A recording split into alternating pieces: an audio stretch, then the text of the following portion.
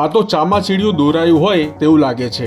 ના ઈગલ જેવું કંઈક દોરાયું લાગે છે. વિડીયો બનાવતી વખતે આવું કન્ફ્યુઝન થયું હતું, પણ પછી વિચાર્યું સીધા મુદ્દાની જ વાત પર આવું. હા, તો મૂળ મધ્યપ્રદેશના બે શખ્સો દેવરાજ અને કબીર ઝડપાઈ ગયા છે.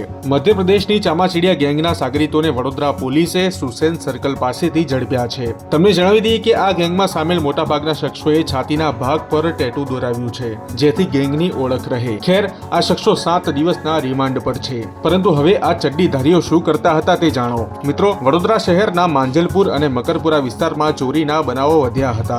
આ દરમિયાન માંજલપુર પોલીસે સીસીટીવી ફૂટેજ ચેક કર્યા બાદ પેટ્રોલિંગ વધાર્યું હતું. બસ આ પેટ્રોલિંગ દરમિયાન આ બંને શખ્સ ઝડપાઈ ગયા છે, જ્યારે દુર્જન બાબા, રાજપાલ, યોગેશ અને બાલી આ 4 શખ્સોને વોન્ટેડ જાહેર કરવામાં આવ્યા છે. આ શખ્સો પાસેથી ડિસમિસ, પાનાપક્કડ અને ગિલોલ જેવા સાધનો મળ્યા છે. તેઓ વડોદરા છાયાપુરી રેલવે સ્ટેશન પર જઈને રેલવે ટ્રેક પર ચાલતા 12 કિલોમીટર દૂર માંજલપુર ગામમાં આવીને દિવસે ફુગ્ગા વેચીને ઈમાનદારીથી કમાતા અને રેકી કરતા, ત્યારબાદ રાત્રે ચોરીની ઘટનાઓને અંજામ આપતા. હવે આ શખ્સોએ આજ સુધી કેટલી ચોરીઓને અંજામ આપ્યો છે તે તો તેમની પૂછપરછ બાદ જ જાણવા મળશે. પણ હવે તમે શું કહેશો? કરો કોમેન્ટ.